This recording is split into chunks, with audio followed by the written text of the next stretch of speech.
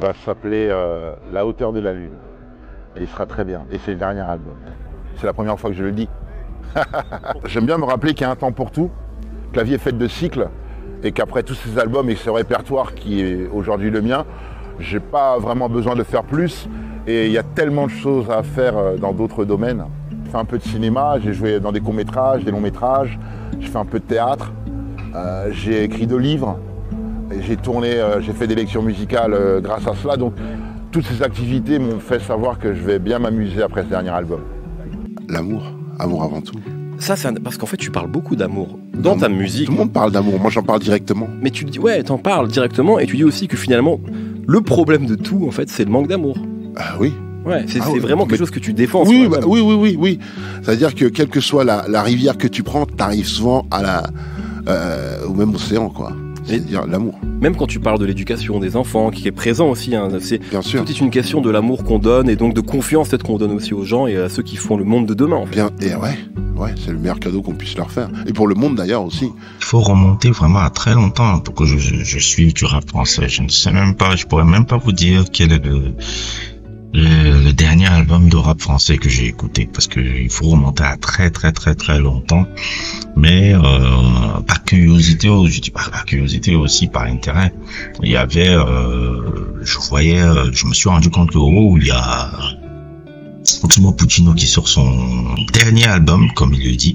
Il le dit, c'est la dernière fois qu'il sortira un album. Il n'arrêtera pas la musique, mais c'est son dernier album un peu.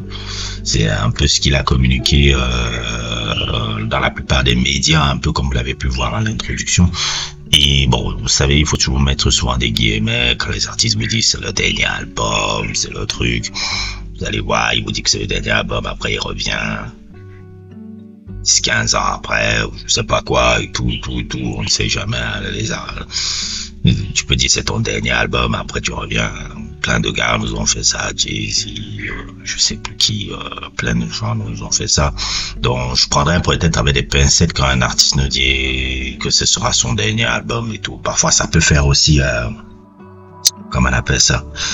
Ça peut faire aussi effet d'annonce aussi, promo forte aussi pour pouvoir un peu amener les gens à suivre cet album.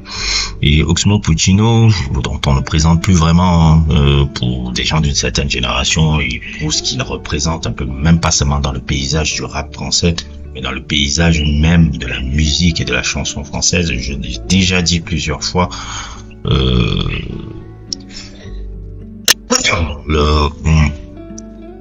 les rappeurs en France, surtout ceux des années 90, j'insiste beaucoup ceux des années 90, beaucoup plus que un peu maintenant là, mais ceux de la jeune génération qui est, excusez-moi, de la drill et la trap française un peu, qui est moins portée sur le texte, qui est plus portée un peu sur la punchline, le gimmick, qui est un peu une certaine forme d'esthétique.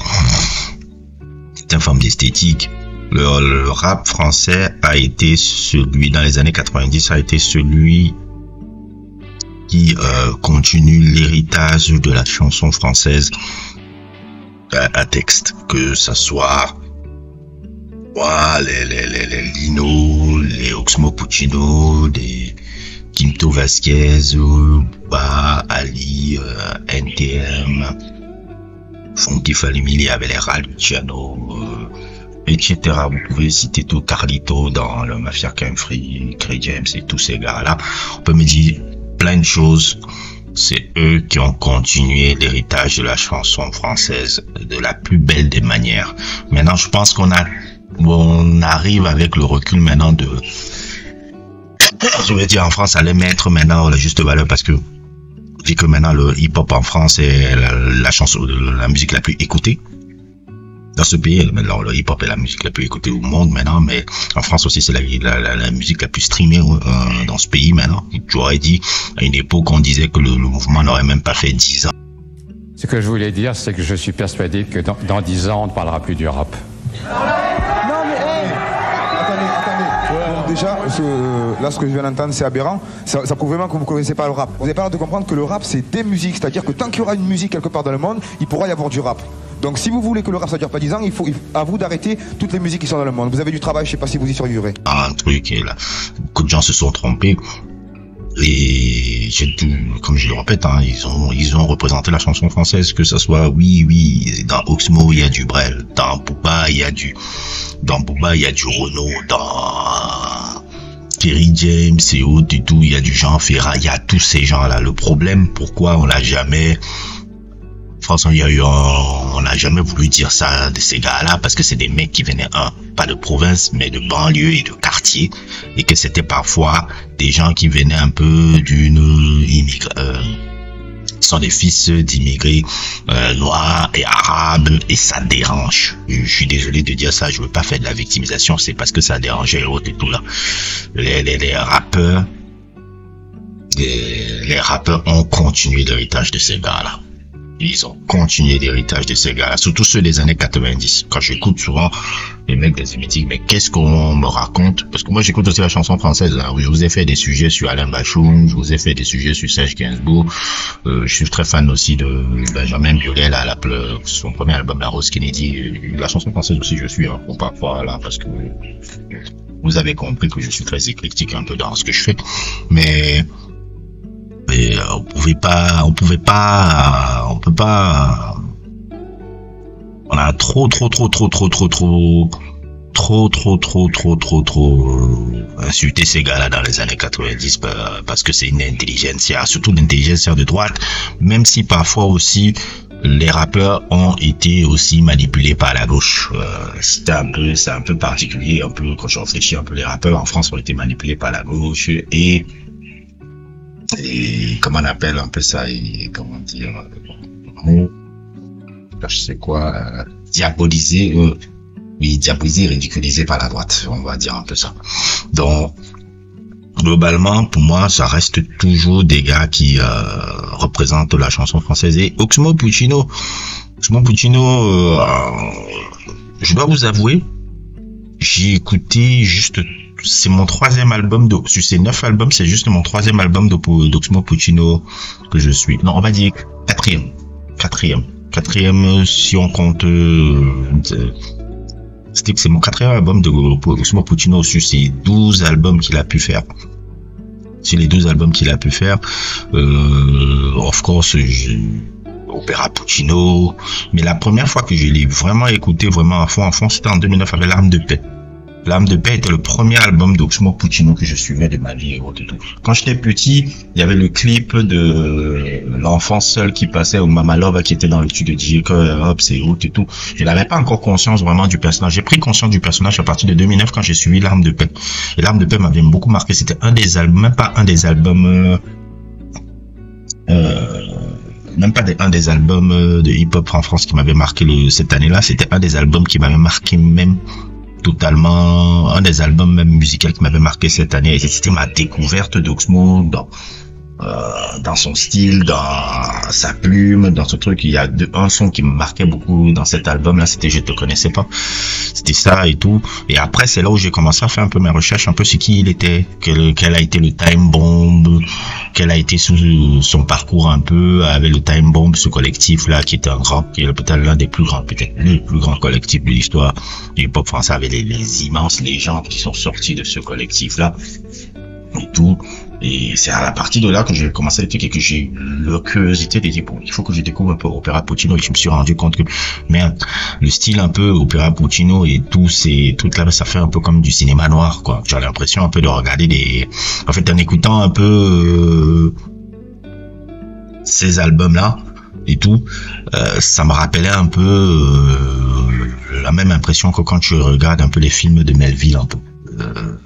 Film de Melville un peu comme Le Samouraï et plein de choses comme ça. Je sais pas, Le Clan des Siciliens, c'est un film de Melville, je sais pas. Je vais essayer un peu le truc là, ça me rappelle un peu ces films de gangsters français là que je regardais. Et Opéra Puccino avait cette ambiance là, et L'Arme de Paix était beaucoup plus aussi le truc. Et puis il y avait aussi, je sais plus comment il s'appelait son groupe là, cet album là, l'Hippopète Bar, qui pourrait un peu rappeler un peu le groupe un peu, le crew qu'il avait formé là, un peu là, à l'époque là, l'Hippopète Bar, le Osmo et les Jazz Batters, l'Hippopète Bar qui était très jazzy et tout, et qui me rappelait l'album, je pense que, je m'avance, mais je pense que l'inspiration était un peu, d'imiter un peu ce que Guru avait fait avec les Jazz Batters, parce que c'est un peu la même approche un peu, et ça m'avait beaucoup parlé et tout, quand je l'avais découvert dans ces périodes-là, 2009, 2010 et tout, et c'est là où je découvrais tout ça, c'est là où je découvrais Oxmo. Je vais pas vous faire, Oxmo dans les années 90, non. C'est 2009, 2010, c'est là où je commençais à entrer un peu sur le mec et tout. Et l'Hippopète Bar aussi est quelque chose qui m'avait fracassé, même encore aussi le projet qu'il avait sorti avec Ibrahim Malouf après et tout. Et c'est comme ça que je me suis rendu compte vraiment aussi de la grandeur du personnage. Et après, je dois avouer que j'ai un peu arrêté un peu, même quand je crois que le dernier album après que je suis, c'était Roi Sans Carrosse. Après Roi Sans Carrosse, je n'ai plus suivi ce qu'il a fait. J'ai commencé à laisser un peu, et là, je disais, ça fait très très longtemps que j'ai pas suivi ce truc. Je voyais un peu plus ou moins le truc, et j'ai été marqué surtout par le premier single, fabuleux single. Je pense que c'est l'un des plus beaux sons de hip-hop français que j'ai écouté depuis très longtemps. Ne pas aimer avec MC Solar, ça a été, j'ai suivi ce son là avant que l'album, pendant des jours et des jours, j'ai dit, son album est sorti. Je suis parti un peu regarder les interviews, et là, j'ai dit ok, je vais suivre un peu son dernier album, La Hauteur de la Lune, ceux qui considèrent un peu comme son dernier album, un peu qui est un peu un album un peu comme dans son style, mélancolique, et qui se veut un peu comme une sorte de album, je dirais pas nostalgie, mais qui fait un peu je dirais pas, on pourrait dire un peu le bilan un peu sur sa vie, sur sa carrière, sur comment il voit le monde actuellement et tout.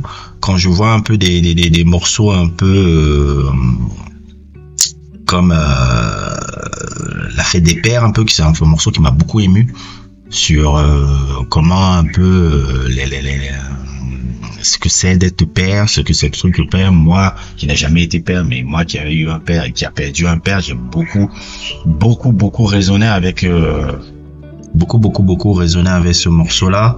Il y a je pourrais dire aussi La Hauteur de la Lune avec Vanessa Paradis aussi. J'ai beaucoup aimé ce morceau là, La Hauteur de la Lune. Ce qui me plaît beaucoup avec Oxmo et tout, c'est que Oxmo il t'envoie une certaine forme de mélancolie.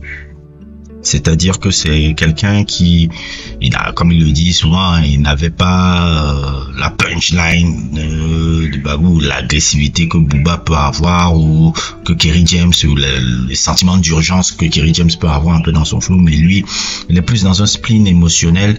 Il est beaucoup plus c'est quelqu'un qui t'amène je dirais pas un peu à réfléchir sur ta vie, mais à avoir un peu un regard un peu sur ton existence parfois, ou sur son existence par rapport à la manière dont il décrit un peu plus ou moins ses émotions. Il te ramène aussi à toi aussi à ce spleen là quand tu l'écoutes, et La Hauteur de la Lune m'a un peu amené un peu à ce genre de truc.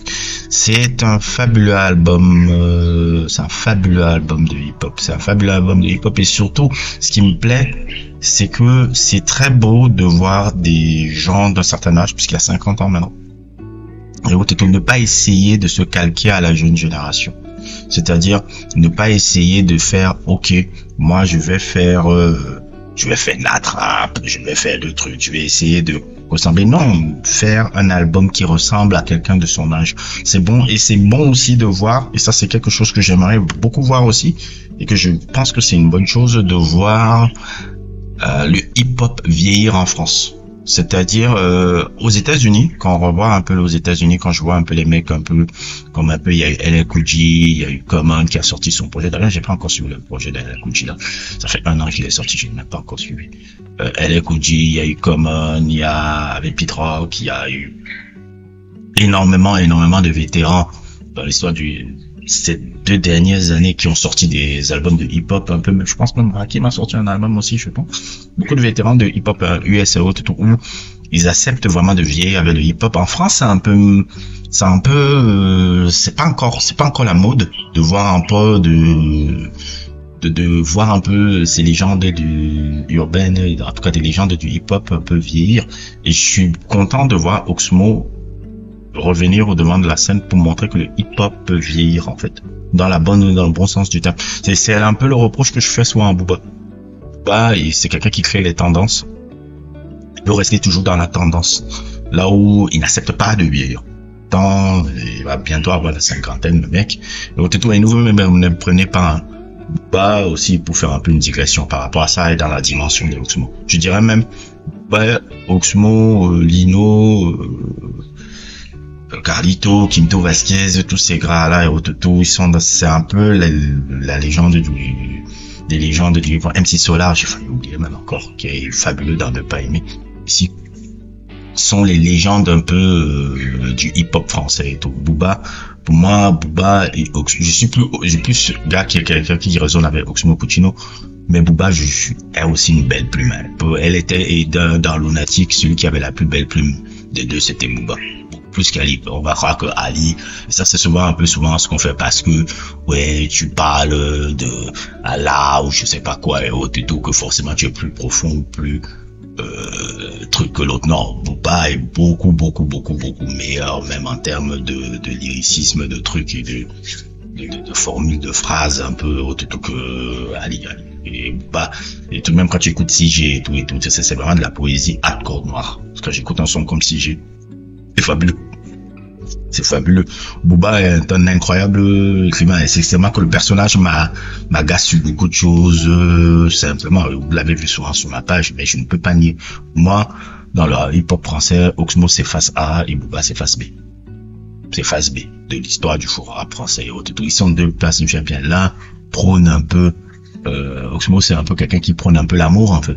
Dans tous ses albums, il prône l'amour, malgré que ça soit quelqu'un qui vient d'un milieu pas facile. Il a connu le truc, même quand tu écoutes, il y a un son qui rappelle un peu cet état de fait de son passé, c'est le son Glock, qui parle un peu justement des rixes qu'il a pu connaître, un peu et justement des conséquences des rixes entre les guerres un peu de quartier, dans les trucs de la rue, comment ça peut créer. J'aime beaucoup cette interlude dans le son où il dit où ça fait en avant un peu comment la mort d'un enfant dans une rixe et autres tout provoque non seulement le désastre dans la famille de la victime, mais aussi dans la famille de la personne qui a tué le gars et autres tout, parce que la famille aussi pointait du doigt, c'est un désastre tout. J'aime beaucoup ce son Glock est quelque chose qui fait vraiment état de trucs, et pour ça, parce que souvent quand on voit le personnage Oxmo, on a l'impression que c'est quelqu'un qui a grandi plus ou moins un peu dans une certaine forme de bourgeoisie, alors que non, c'est quelqu'un qui s'est élevé par la lecture des livres, par l'intellect et tout. Je veux pas dire que c'est un intello, c'est un peu le réduire à ça, mais c'est quelqu'un qui s'est révélé vraiment par l'intellect, la lecture des livres et le mot et autres et tout, mais il vient d'un milieu difficile. C'est quelqu'un aussi qui a fait un peu aussi de l'illicite en vendant de la drogue pour faire de l'argent aussi et tout. C'est pas quelqu'un, ouais, là, parce qu'on le voit, mais là, et tout, non, faut pas croire. Il vient de ce milieu-là et tout, mais c'est quelqu'un qui a eu du recul par rapport à ce milieu-là. Au Booba, c'est quelqu'un qui vient pas vraiment de ce milieu-là, mais il aime beaucoup l'exalter. C'est ça qui est un peu, souvent un peu paradoxal, c'est que, ouais, quand tu regardes l'histoire de Booba, tu dis, oui, ok, je dis pas que tu étais très très très privilégié, mais tu n'étais pas dans la merde totalement, et tu n'es pas quelqu'un qui a connu vraiment cet univers-là, et tu l'exaltes un peu. Oui, j'aimerais même faire cette interlude-là, et c'est pas que j'ai un problème avec le fait que Booba a grandi dans un milieu à l'aise, hein. Ça me dérange pas du tout. Mais en fait, souvent, c'est un peu sa contradiction, un peu qui me fait rire un peu souvent quand il parle souvent, vous voyez, souvent les critiques, même comme vous l'avez vu dans ces cas où il parlait comme Mbappé, lui, il ne représente pas les gars ne représente pas les gars du bas, tu ne représentes pas les gars du bas, et après, tu as envie de lui dire, mais tu n'es pas vraiment quelqu'un qui vient de là-bas. Tu n'es pas vraiment, toi, tu as plus ou moins eu un peu plus que les gars là, en fait, quand tu étais enfant. Et tout. Je dis pas que tout était parfait, que tu n'as pas eu de trucs, et ton histoire aussi, tu peux la raconter comme tu veux, mais tu as quand même eu des privilèges que ces gars-là n'ont pas eu, et tout. Par rapport même à tes ennemis comme Rof, etc. et tout. Et aussi, moi, en fait, c'est la contradiction du gars, ça me vient. Et moi, c'est pas un problème qui vient là-bas, mais c'est par rapport à l'image qu'il a renvoyée. Il y a un peu, connaissance cognitive un peu là-dedans. Ça bug un peu. D'ailleurs, pour ajouter même encore ce que je veux dire, il y a un rappeur là, au King Squad de Assassin.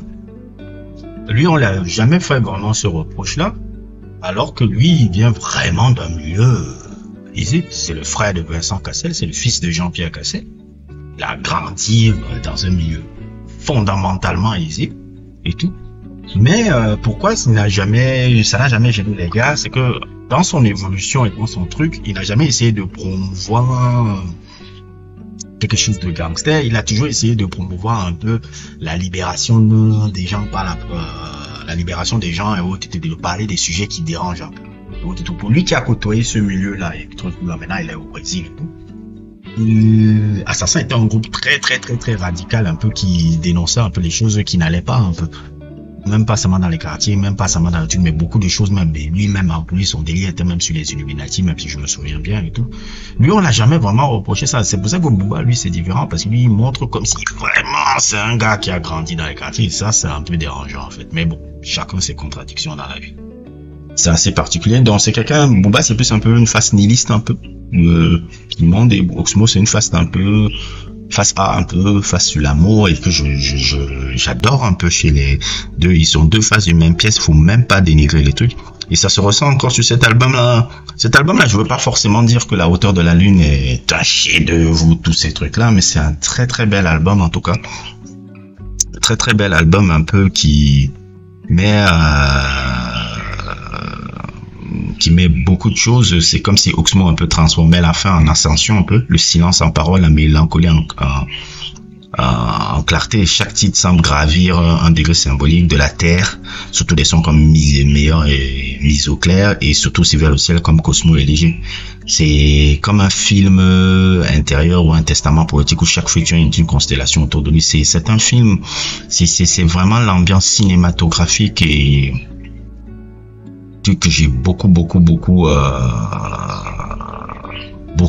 aimé, beaucoup adoré et tout, et qui montre comment ce gars-là a une très belle discographie que je n'ai pas encore tout exploité et exploré, et j'espère vraiment que vous aurez la chance de l'écouter, parce que ça a été vraiment, en tout cas la semaine dernière quand je l'ai écouté un peu tôt le week-end, vraiment mon album préféré un peu de cette fin d'année et tout. Et moi qui n'a suis presque plus de rap et qui suis très peu de rap français depuis, et souvent les gens qui vont souvent fatiguer en disant que Youssoupha est souvent ouf, ouais, on va me dire que j'ai souvent fait mes comparaisons à la con. Voilà, Youssoupha c'est pas cette dimension là et tout, et voilà, c'est un album que je vous conseille fortement, À la hauteur de la lune. N'hésitez pas à l'écouter, n'hésitez pas à vous le procurer dans toutes les stores si vous avez la possibilité de l'avoir. Oxmo est une légende de la chanson française, je ne dirais même pas seulement une légende du rap français, mais une légende de la chanson française, mérite d'être célébré comme tel. Et franchement, c'était très beau à écouter cet album-là. N'hésitez pas à liker, n'hésitez pas à vous abonner, et à plus pour d'autres aventures.